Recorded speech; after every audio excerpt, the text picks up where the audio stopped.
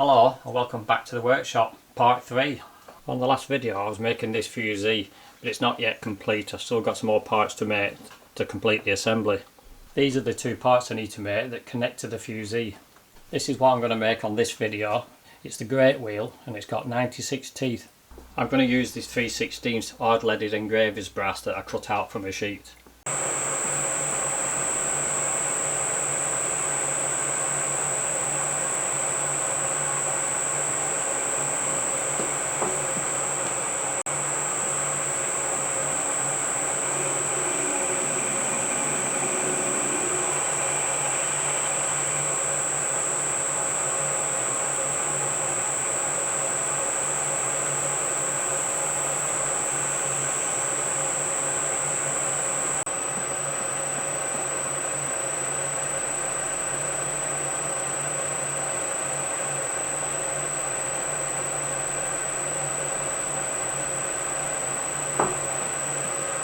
Now that I put a hole in it, I can take it over to the lathe. Once I put it on the lathe, I can turn the outside diameter.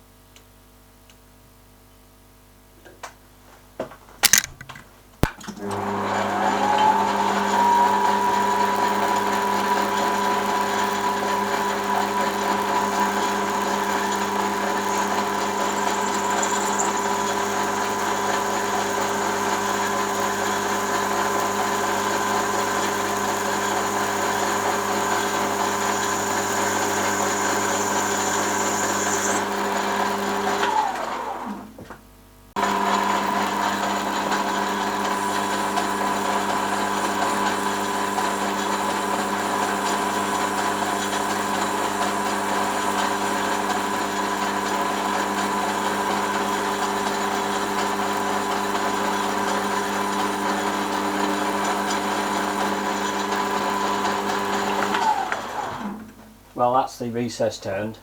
Well, that's the turning done. Next I'll be cutting the teeth, and I'll be using the same fixture I use for turning, which is this one.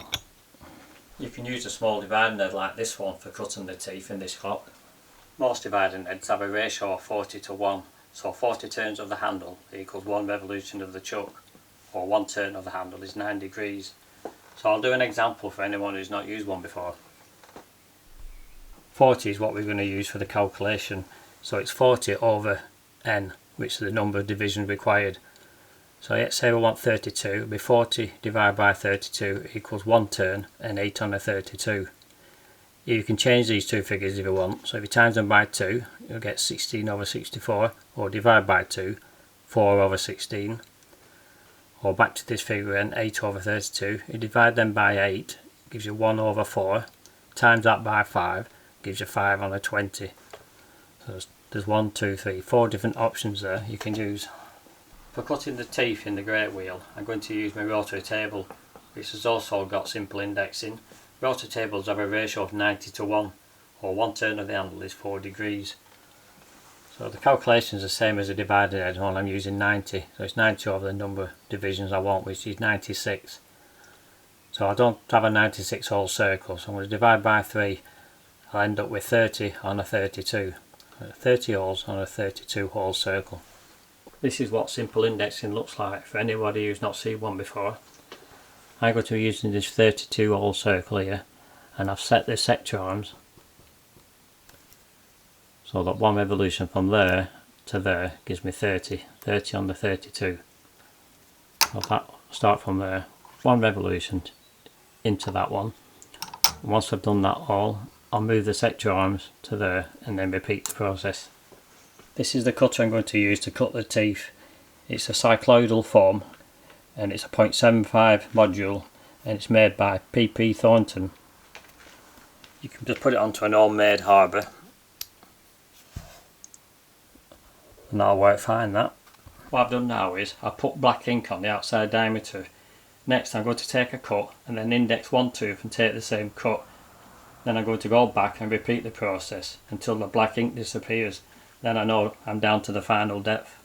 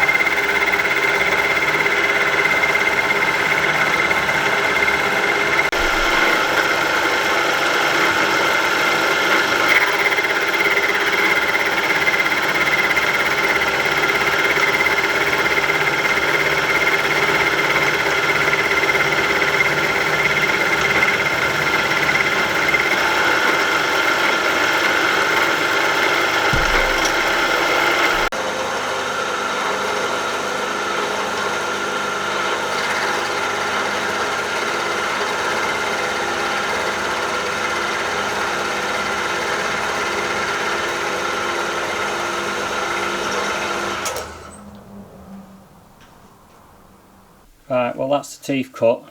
Now I need to sort out the crossing out. Going back to the drawing, this is what I need to do to finish the wheel. I need to cut out 8 crossings and there's 2 tapped holes.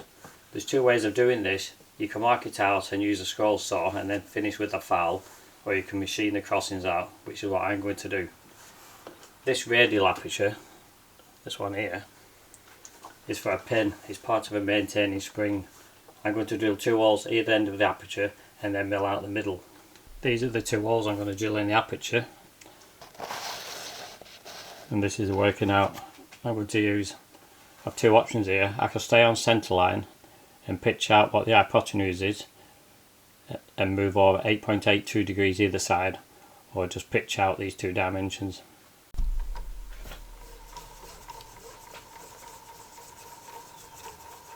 This is the fixture I'm going to be using.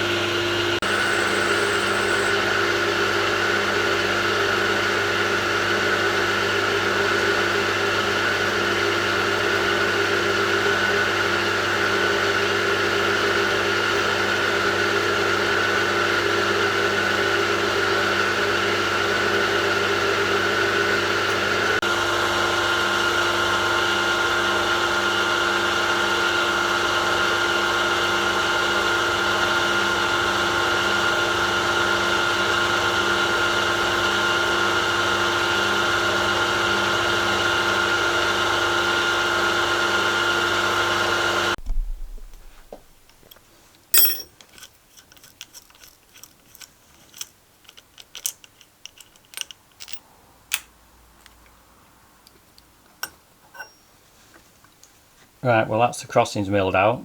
What I'll do now, take it to the bench, I'm going to deburr it and then we'll see what it looks like. Right, well that's the great wheel complete, apart from final polishing. The small tap tool, which is here, which is 10BA, is folding on the slip washer. That's what it looks like from the other side. To complete the fusee assembly, I've still got to make a maintaining ratchet that's got 120 teeth, and also the fusee ratchet, the click and the click spring. The maintaining ratchet goes in between the fusee and the great wheel.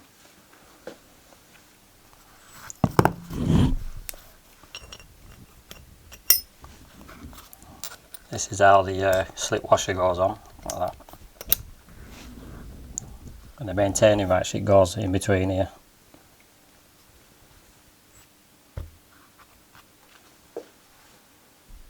I was going to make the maintaining ratchet on this video, but I didn't have the right thickness material, but I've got it on order. I should be getting it next week, so then I'll be able to finish off the fusee assembly.